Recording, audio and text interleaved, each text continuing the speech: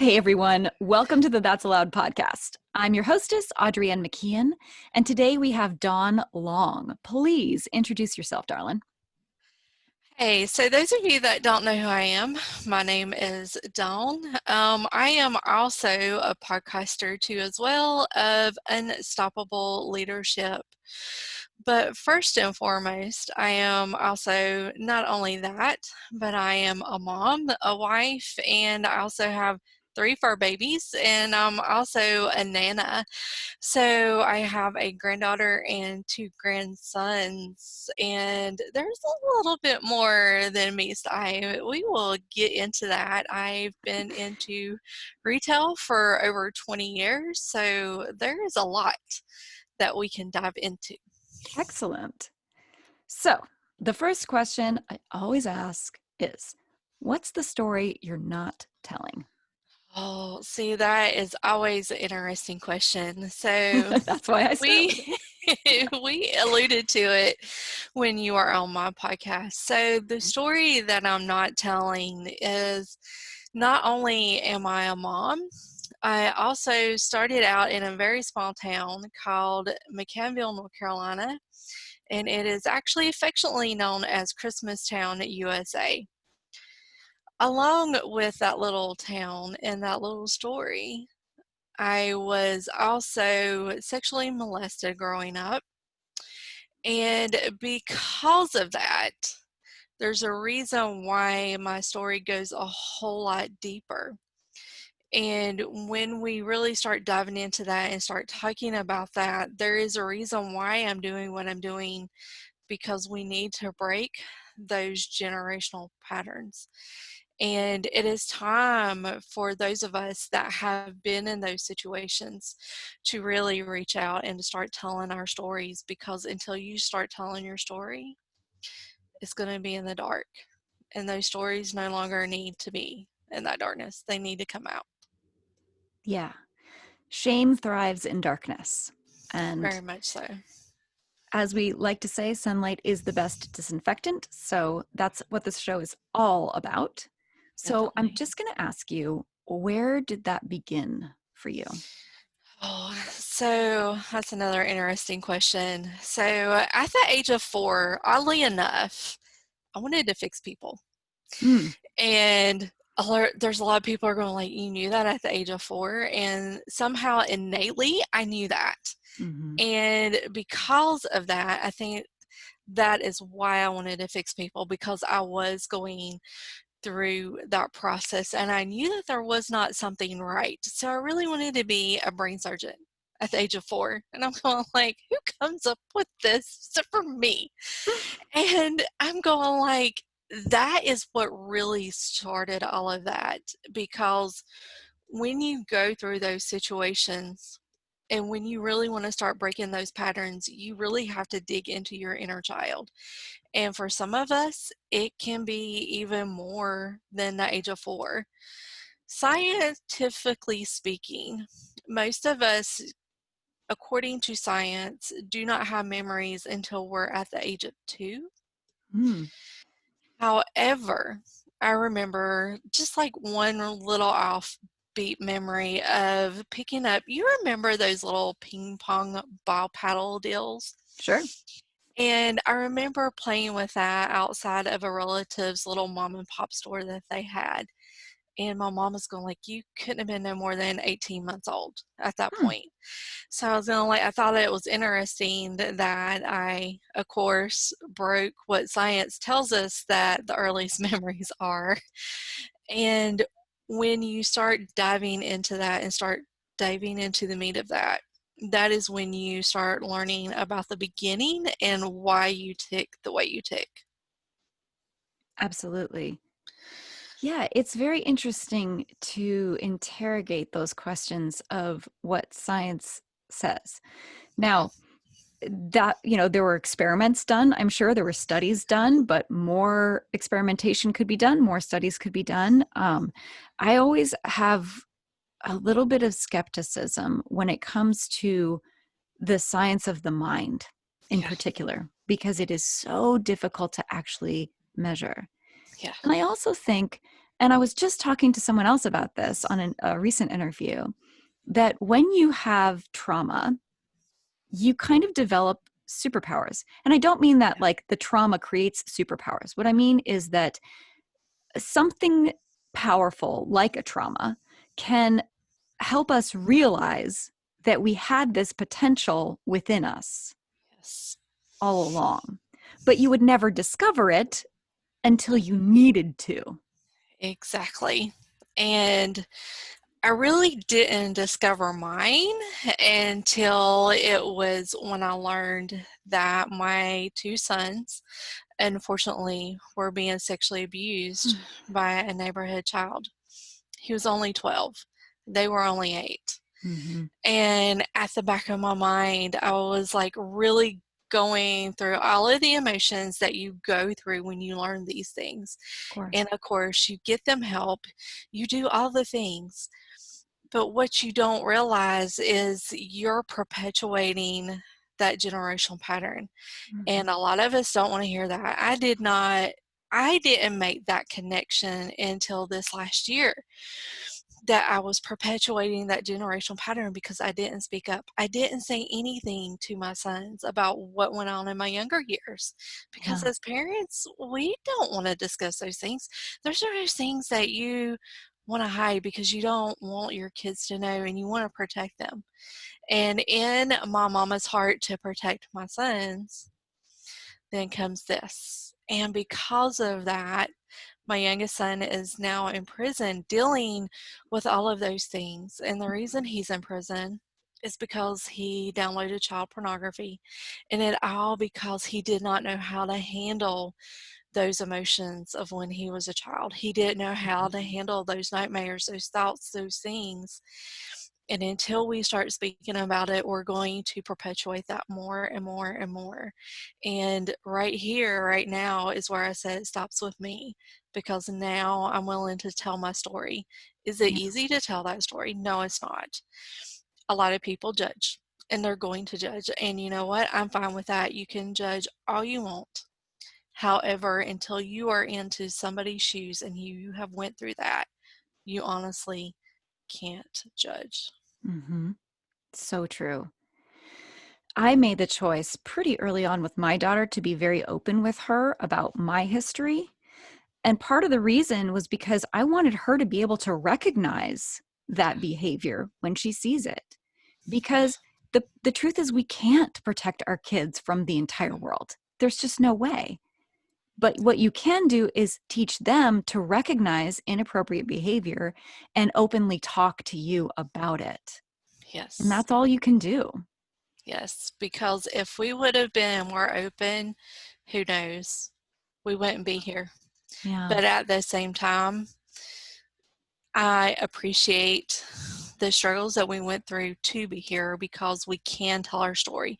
We Yeah. can tell our struggles and we can let other ones know that you may be out there. And if you're a mom or if you're somebody struggling with that and you've had that happen to you, don't hesitate to reach out to me because that is why we're doing what we're doing. That is why we're putting our voice out there. I had the um, I had a lady that I met with. Her name is Tasha Mills, and she is bringing out those unheard voices that need to be heard. And that is what gave me the courage to really start telling my story. I was Mm-hmm. already telling my story, but she really put it through and put it out there. And I will let y'all know when the documentary hits. She is actually making it into a docu-series, which Wow. is absolutely amazing. Here is one mom taking her one thing and she is being that voice for the unheard voices. So those are the things that as we're doing these podcasts and we're getting out there, ladies and gentlemen, we're the unheard voices and Yeah. it is time for you to add your voice to that. Absolutely. So the next question was actually you've just sort of answered it, but I want to give you a chance to go a little bit further if you want to. When did the tide turn? How did this start to resolve? And it sounds like it's turned when you decided to start telling your story. Yes. But is there more that you want to go into? Yes. So the more to that story, the more to that tide turning, it actually really started turning in the year of 2018 in November. And the reason I can put a date to it is I actually met with a lovely group of ladies. That was a women's retreat. And mind you, I had no idea who these ladies were except for 3 that were in this group. And one of the things that we did to get to know each other is we did a little activity. And basically, what we did is we had women lined up on one side of the room and women lined up on the other side. And what we did is we would ping pong in between each woman, and we would give something to them that we noticed right off the bat. For me, everybody kept telling me that you're the light, and I'm going like, these ladies have no idea who I am. We don't know each other. And that was the message that I kept getting and getting. And I was going like, I thought that was odd, brushed it off.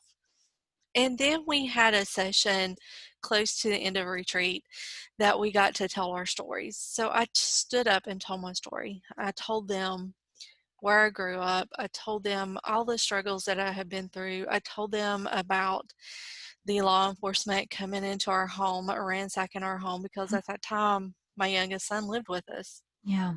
And you don't ever forget that, ever.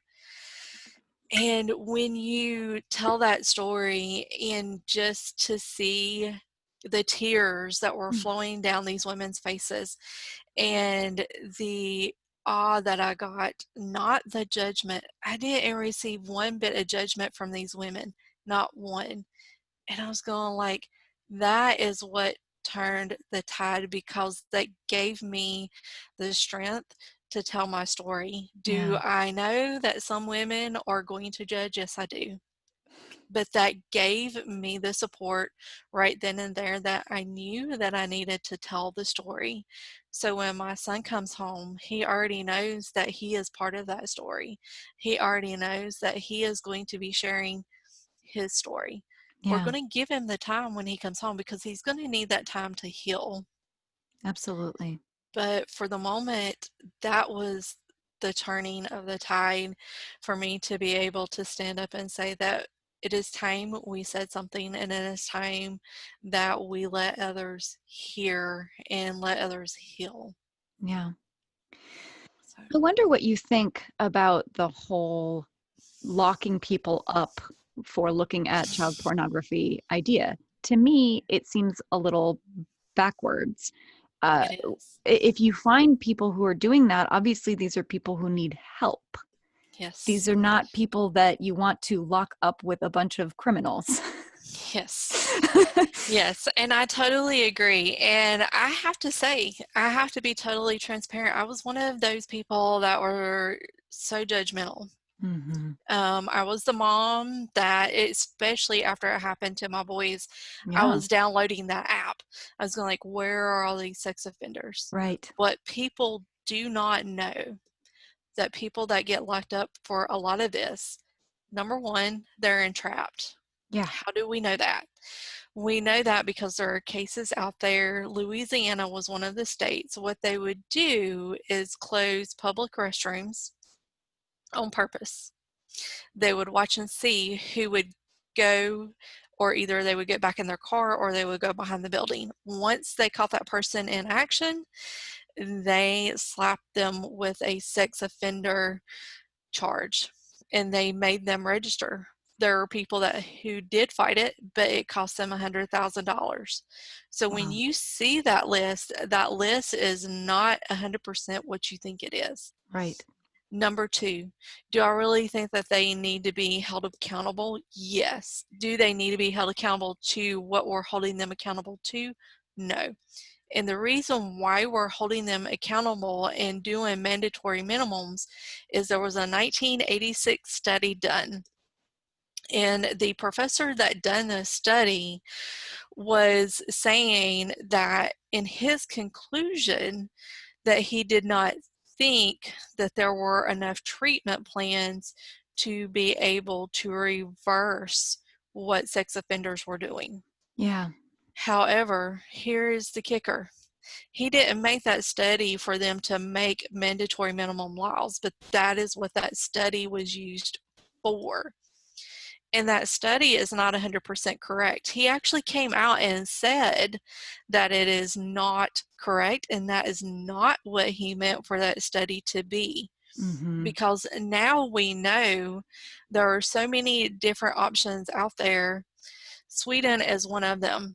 Mm-hmm. Sweden is a very progressive country when it comes to true rehabilitation for criminals and for Yes. offenders. And I hate saying the word criminal and offenders Mm-hmm. because in reality, we are sticking a stigma to them. That's right. Just like when you stick that stigma to drug users Mm-hmm. or to being abused, because Mm-hmm. believe it or not, those of us that have been, we are labeled, Yes. unfortunately. And those are the reforms that we're working on changing. Do I think my son needs to be held accountable for his actions? Yes. But do I think that he needs to spend 12 years of his life being held accountable for it? And then once that 12 years is up, he still can't get a meaningful job? Right. That he is a very smart young man that unfortunately didn't have the resources to fight those demons that he had. And if Right. we would have had those resources, would he be where he's at now? Absolutely not. He Yeah. would be in a better place. And I think those are one of the things that as we start talking about justice reform, Mm-hmm. that you need to really reach out to your politicians, because until these voices are heard, they shut mothers down. As soon as they hear that their child's in prison for that, they shut that conversation down so quickly Yeah. that it hurts. And those are one of those things, as we're talking about these on podcasts or talking about them on Facebook Live, those are what our politicians need to understand, is what we're doing is not helping. Yeah. We are the #1 country globally for mass incarceration. Mm-hmm. Between probation, those are in prison, those are in the pipeline to be in the system, 7.2 million people. Mm-hmm. 2.5 of them are currently incarcerated. That should wake you up, Right. because those are huge numbers, people. Huge. Huge. And there should be no reason why that should be. 75% of those are those that are minorities, Mm-hmm. those that cannot fight. Those that go into prison actually earned less than $24,000 a year. Most of them were either high school dropouts or barely graduated. So those are your true statistics of those people that are in prison. Yeah. I mean, the research is really clear on this. If you want crime to go down, which by the way, our crime levels are just as high as they've ever been, Yeah. despite the mass incarceration, and just as high as anywhere around the world, in fact, higher in a lot of cases.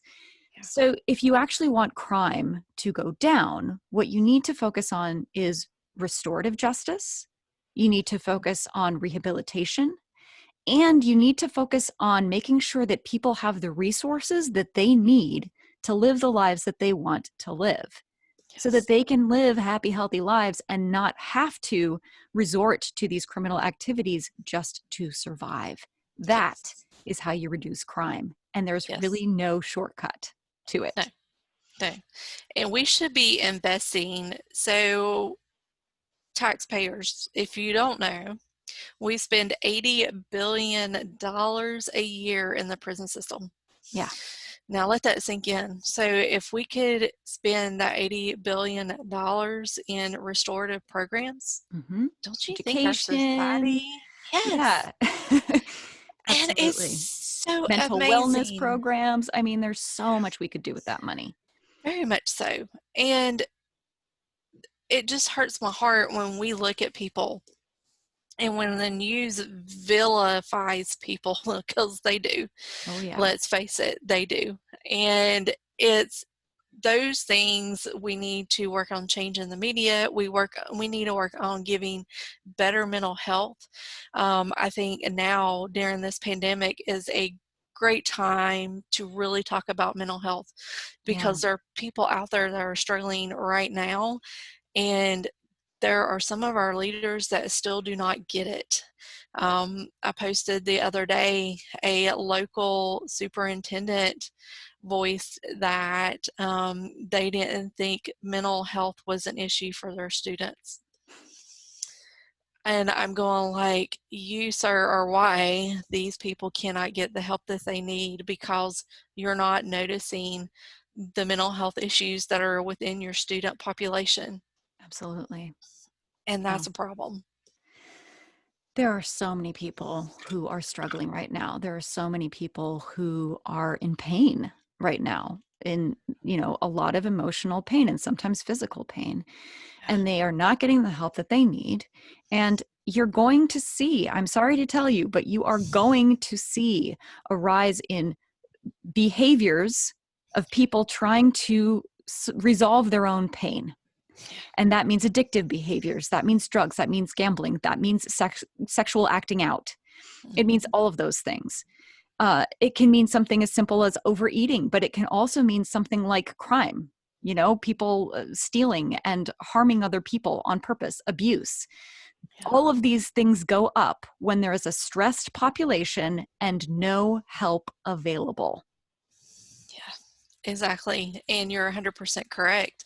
And especially in urban areas where the help is sorely lacking. And even in the rural areas, when you have rural America, that these parents or these students, number one, you don't have the internet access that you do in other areas. And we learned that the hard way. Yeah. When we moved back from North Carolina to the Missouri area, we were shocked at how little internet providers were in the area. So you've Yes. got to think about that. You don't have the connectivity in some of these areas, and Mhm. the cost is astronomical for some families. Yes. You can't afford to have the internet. A lot of people are thinking, but the internet's so cheap. For some, it is not. Yeah. It is So really not. so let's get back to your story here. Yeah. How did this story change you? So what it did is it took me from being a person that was suffering with severe anxiety to somebody that decided to say, you know what, I'm not going to deal with this anymore. And I'm going to let people know that I've been through that and I can help you. That is what led me to what I'm doing now. Because if it wasn't for that, you wouldn't be hearing from me, and I would probably still be curled up in the ball that I was curled up in, just wishing for somebody just to come take me away. Yeah. So what do you do now? How do you help people now? So what I do now, and that is a great question. So I literally have just gotten started with an Unstoppable Leadership podcast. I am Mhm. also a coach. I am also a speaker. And that is the fun part of what I love to do, is to get out and speak in front of others, to let others know my story. And I have also started up another podcast with 6 other women that we're going to be talking about how to help other women. So that is what I do. So I coach, I speak, I also do podcasts. And if you want to follow me, I am on LinkedIn, I am on Facebook, I am also on Instagram. So you can follow me at Unstoppable Leadership on all of those avenues. And I'm getting ready to set up my website. I just got to tweak a little things before I can get it uploaded. And I am also working on a course right now too as well. Fantastic. So what's blocked you? You've talked a little bit about this, but what's Mhm. blocked you from telling this story in the past? Oh, judgment. Number Mm. one, Mhm. judgment, because people are so judgy. And you know what? I finally had to say, you know what? I don't care. I don't care if they judge, Mhm. because somebody needs to hear that story. And unfortunately, the ones that usually judge the most are living that story. Absolutely. That is so true. Yeah, It takes one to know one, right? very much so. Yeah. So who do you think needs to hear this story? Oh, I would love to say the whole world, but in reality, the moms that are going through the Mm, things that I've been going through, and those that are in the middle of suffering this, if you have been through being sexually abused in any form or fashion, reach out to me, mhm, because there are a lot of things that counseling can help, therapy can help, but also learning how to break those generational patterns, which I have learned to do, can help tremendously. And that right there is the number one tip that I have. Until you start breaking those generational patterns, you're going to keep going through those same patterns, and you're going to keep going through those same things until you break those. So one of the ways to do that is breaking the silence, right? Yes. Talking openly, telling your story. What are some other ways to start breaking that generational pattern? Oh, that is a good question to ask, because that is something that I have done research on. And one of the biggest tips that I found is you talk about it with your family. That is how you start breaking that generational psychoanalytic pattern. Mhm, Because until you start talking to your mother, to your mm, grandmother, to your dad, to your grandfather, and you don't have to talk to them in a combative way. It can just be, hey, I learned about this thing. What do you think about it? And then if it was your mom, your grandmother, your dad, your uncle, whoever in your family that is your primary abuser, mhm. you don't have to confront them. Right. What you do is you write it down and you say, I no longer let you have power over me. Mm. I couldn't tell you how many times I had to put that tape and flip that script in my mind so many times to say, you no longer have power over me. You no longer have power over me. And I have not talked to him. I have not told him physically to his face that I forgive him. And that is a touchy subject for some, by the way. Mhm. But what I have done is I have told myself he no longer has power over me, and he no longer can dictate how I live my life. And Absolutely. because of that, I was able to break that generational pattern. I love that. I hear a lot, that sort of debate of like to forgive, not to forgive, Yeah. but the thing is, forgiveness is really, it's for you. It's not for them. Yes. It's not, Exactly. it's not even about them. No. No, because Honestly. you have to be able to, and I know some people hate the word you have to, but Mm, in this instance, you honestly do have to put in that work. You have to let your inner self, your inner child know that it is okay and that you were not the one that was at fault. And yeah, in I think, reality, they're not either. yeah. I mean, the bottom line is we have to start with self-forgiveness, don't we? We have to Very start much with so. self-compassion. Because you, as a person that has been abused, you blame yourself. You're going like, Absolutely. well, if I wasn't too pretty, because how many of us hear that? How Oh many yeah. of us heard you were too pretty, you were wearing the wrong clothes, your hair was long, you looked at them the wrong way, you were suggested, yeah, come on, If it ladies. weren't for your maturity, none of this would have happened. It's an Exactly. Alanis Morissette line. There's just, I mean, we hear this all the time. There's this Yeah. constant sort of stream of blame and excuses, and so that's where we have to start, is to flip that script and to Yes. reject that and just Yes. say, no, it doesn't matter. And the bottom line is that that is an absolutely measurably false narrative, Very much so. because this happens to everyone. It doesn't matter how Yes. pretty they are, it doesn't matter how smart they are, it doesn't matter how mature they are. It doesn't Yeah. matter. It Yeah. happens to all walks of life. Yeah. The only through line of someone who gets abused is that someone abused them. That's Yeah. it.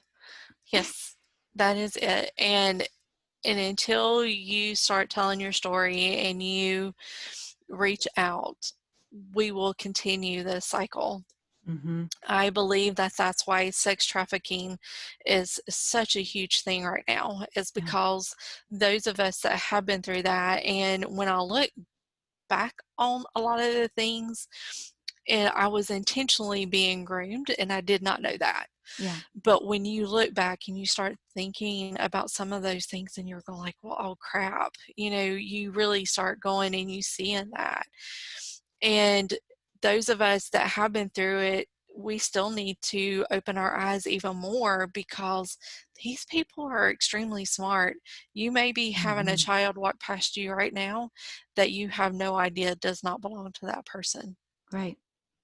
Yeah, So, absolutely. So the next question is, what is the main message or takeaway that you really want people to walk away with today? that's a good one. The main message I want anybody to hear is that, believe it or not, you're loved. No Mm, matter where you're at in your journey, no matter where you are in your belief system right now, no matter what you've been told, you are loved and you did not deserve where you are at. That is my main message. And by telling your story, you will be a beacon of hope for somebody. There's a reason why I chose a lighthouse for my logo, mm-hmm. because you are the light in the middle of somebody's storm. You are that beacon. So, ladies and gentlemen, you are that light and you are loved. That is my main message. That's beautiful. That's beautiful. So I want to go back to forgiveness for just one moment. Mm, Like you said, this can be a controversial thing to forgive yeah. your abuser. But I loved what you said about just deciding that they don't have power over you Mhm. anymore. And I always say, you can hold someone in your heart, but not in your life. That you need to have that separation. You need to be able to say, put a boundary down and say, no, you showed me who you are and I believe you and I don't need you here Yeah. anymore. But that doesn't mean that you don't forgive them or that you can't move past it. Yeah. It's actually loving yourself enough to set that boundary that allows you to forgive them and to say, I accept that you were where you were at that time. And I was where I was at. And we were both doing what we could with the tools that we had.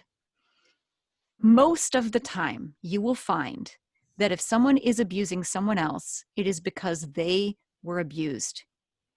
It is almost always a perpetuation of a pattern.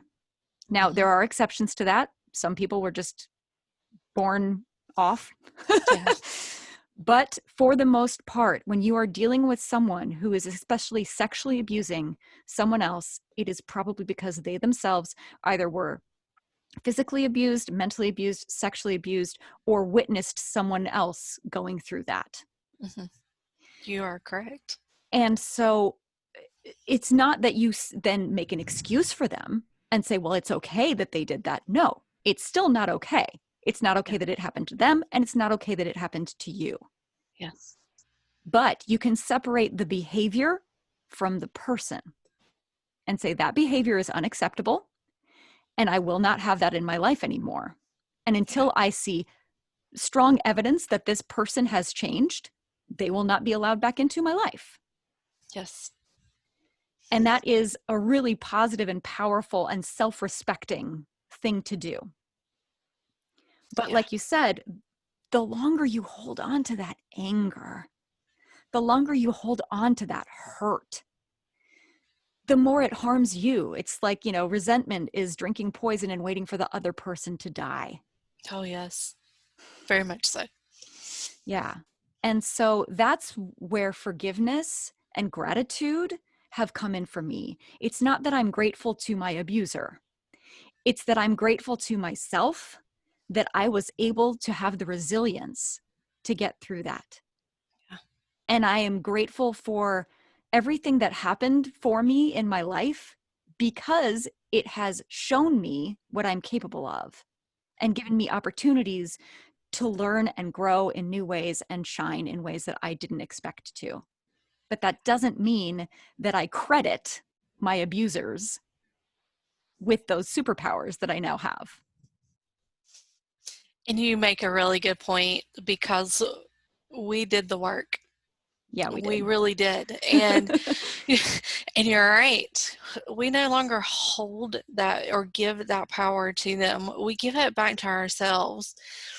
And one of the gentlemen that I follow, he brought it up and pretty much put it this way. He was going like, we leave a little piece of ourselves when we go through things like that. Mm-hmm. And when we start forgiving and healing and doing the inner work, we start bringing those little pieces of ourselves back to Yeah. make ourselves whole.